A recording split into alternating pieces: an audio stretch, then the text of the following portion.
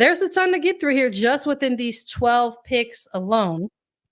And we wanted to maybe sort of take him pick by pick, maybe sort of round out things to discuss the first five draft picks because there were a lot of selections that were made during the 2022 NWSL draft. But for this particular draft class, there was sort of the perception a little bit, and these are just things that we heard and we reported on and we saw being reported on as well, that this particular draft class had a certain level of talent, right, coming into play. And then maybe after mid first round, it was going to be a real wild card about who went where and got selected and how, just because of maybe the gap in the talent pool.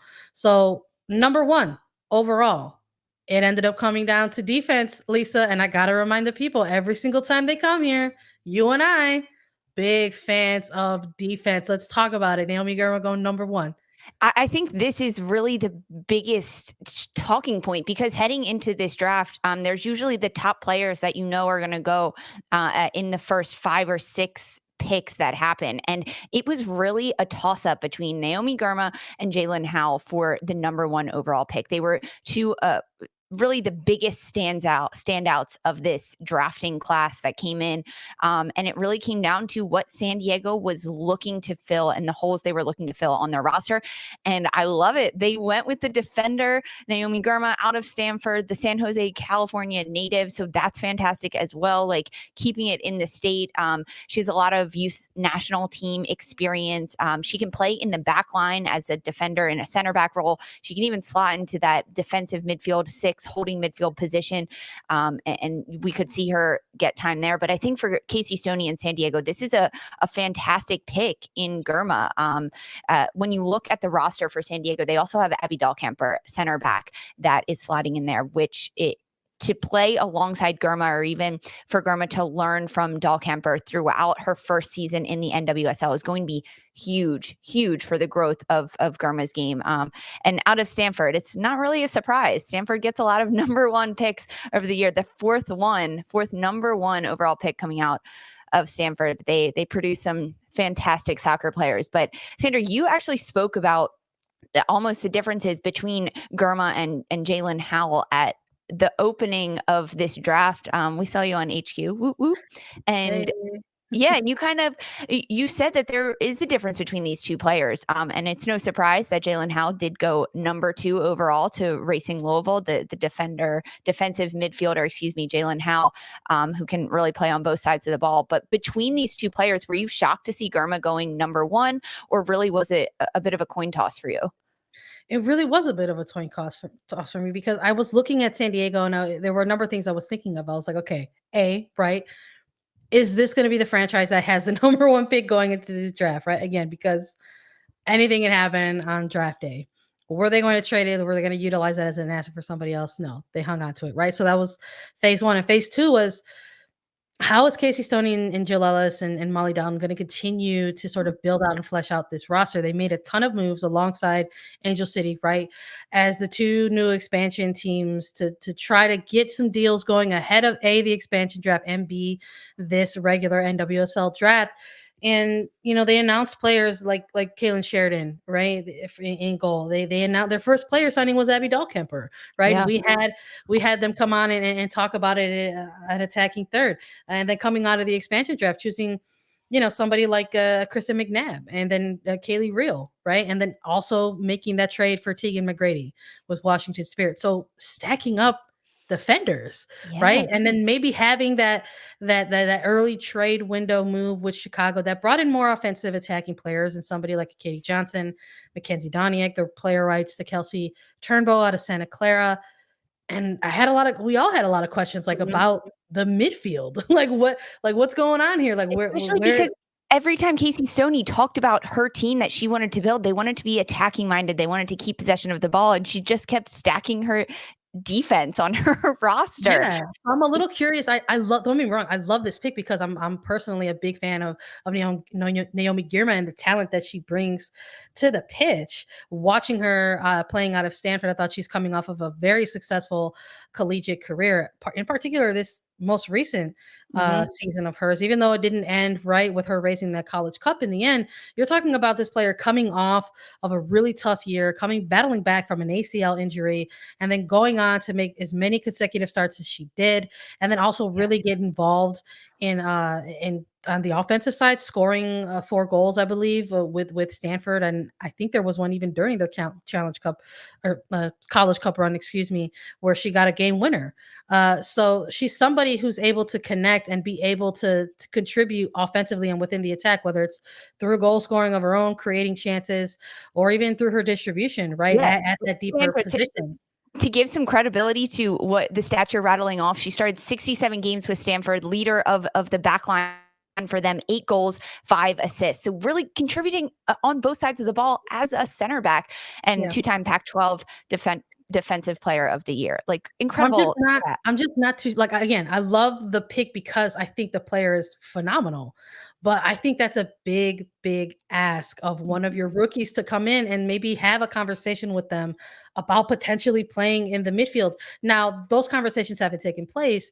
Was doing a lot on this draft day, right? You said I was part of the broadcast. That happened. I was helping for things on .com editorial, and I was popping my head into these post-game interviews that are these post-draft selection interviews, excuse me, with these players as they got selected. And Naomi Girma had answered a question about that. Said actually there hasn't really been an opportunity yet to have those discussions about potentially playing higher. Right now, it's just about first reactions and settling in and being really excited about being taken number 1 overall. So those conversations haven't even begun or taken place. She's So like, it's hard hint, to hint, say. Casey Stoney, I don't know what I'm doing yet. It's hard to say. It's hard to say. So I would personally love to see Girma still stay on a defensive, in a Yeah. part of a team's defensive shape, moving forward into at the NWSL level. But we'll see. But I think choosing this player was a good pick because if for whatever reason they don't have plans for her in the back line, maybe she can shock the league a little bit by playing a little bit higher. But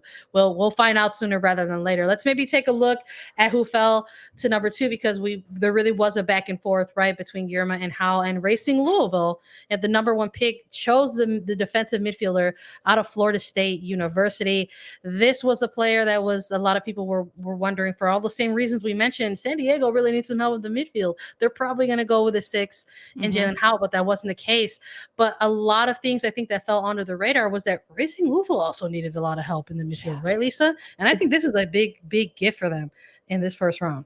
Racing Louisville needed help all last season in the midfield, and then over the last few days, trading away Savannah McCaskill, who was really the glue and the playmaker of this Racing Louisville team in the midfield. So now to get a player like Jalen Howell, it's a big ask for her, but something I think Jalen Howe is fully capable of doing, coming into a Racing Louisville team that has 1 year under their belt and really a year that they just learned kind of and established who they were as a club. They have a lot of good bones there, but they need to build off of that. And a player like Jalen Howe can come in and actually make things happen on the pitch for a team like Racing Louisville because she does play that playmaker role of a 6 defender midfielder sitting in that holding position.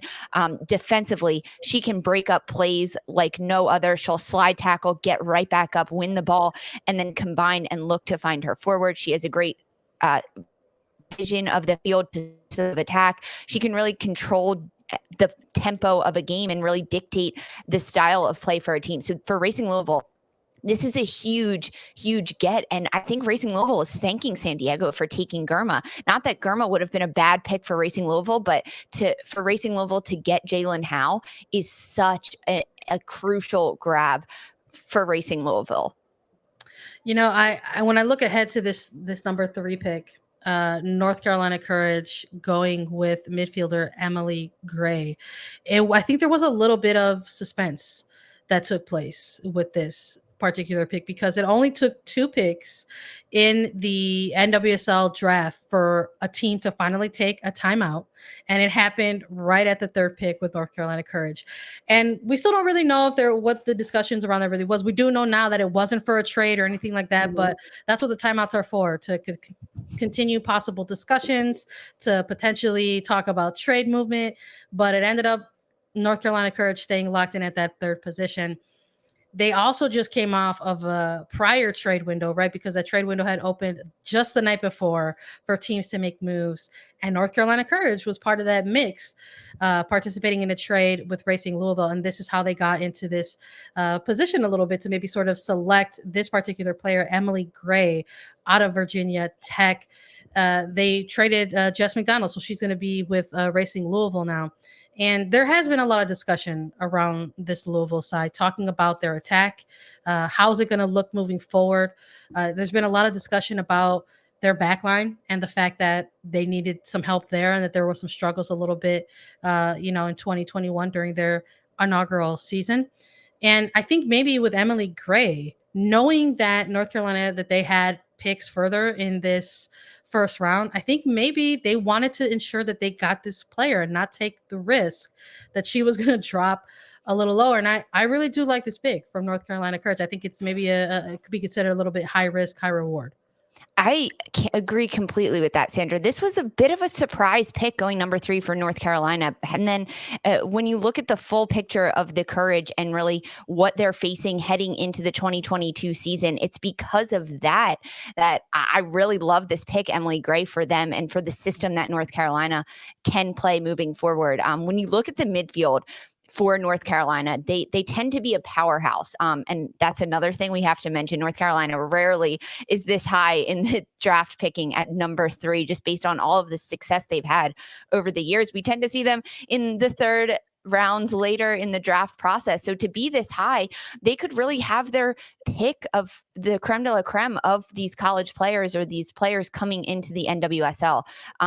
She was a bit of a surprise, Emily Gray, coming in, but the New Jersey native will, I think, do great things at North Carolina because she has that ability to be that attacking midfielder player, dribble at defenders 1v1, take them on, get her head up and find those slip passes in through to her forwards.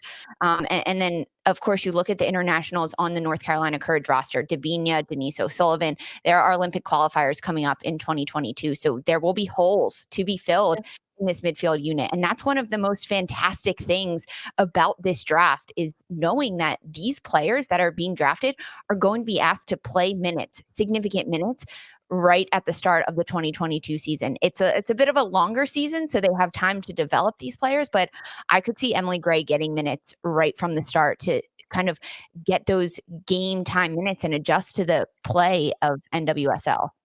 I'm in agreement with you 100%. I think, yes, there are internationals who are going to be missing, right, for North Carolina, likely in the next season coming up or so. But they also, they traded away Sam Mewis. This is not a player that's part of that midfield anymore. There's Nokari Recaro, who's someone who had slotted in sort of as a depth player and ended up earning those starts because of the lack of midfielders for North Carolina during that 2021 stretch of season.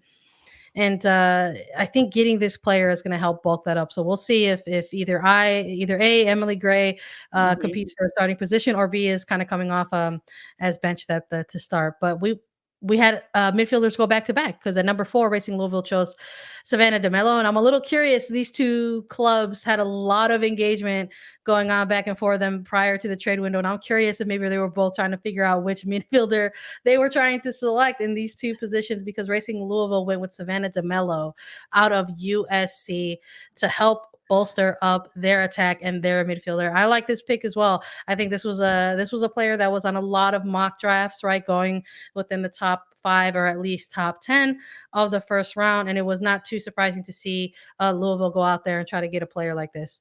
And remember, Racing Louisville, they had the number 2 overall pick, and then to go again and get the number 4. So 2 top 5 picks for Racing Louisville.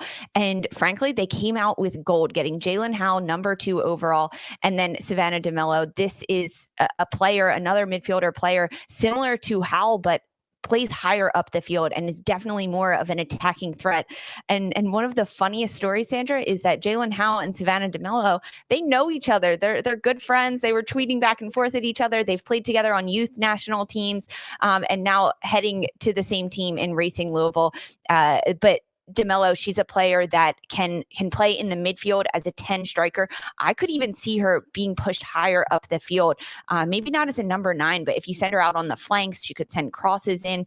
She's really, really good in possession with the ball at her feet, dribbling at defenders, and breaking lines. So because of that, I would love to see her in a diamond midfield in Racing Louisville, at the top of that point diamond as that number 10 with Jaelin Howell as the 6. It's a young squad. We got Emily Fox out on the flank. Like, I'm so here for it, Sandra. I am so here for this Racing Louisville team in 2022. And this is why I love draft days. It's got people like Lisa backseat coaching. I love it. Hit me with it. I love to talk about it. I can't not do it when I look at the skill that these players are bringing to clubs that really need it. And when you look at a team like Racing Louisville, their bar isn't that high. Like, the bar that they've set for themselves. That's not unfair. That's not unfair to say. It's just like, let's go into the 2022 season and see what we can do. See what pressure we can apply onto our opponents.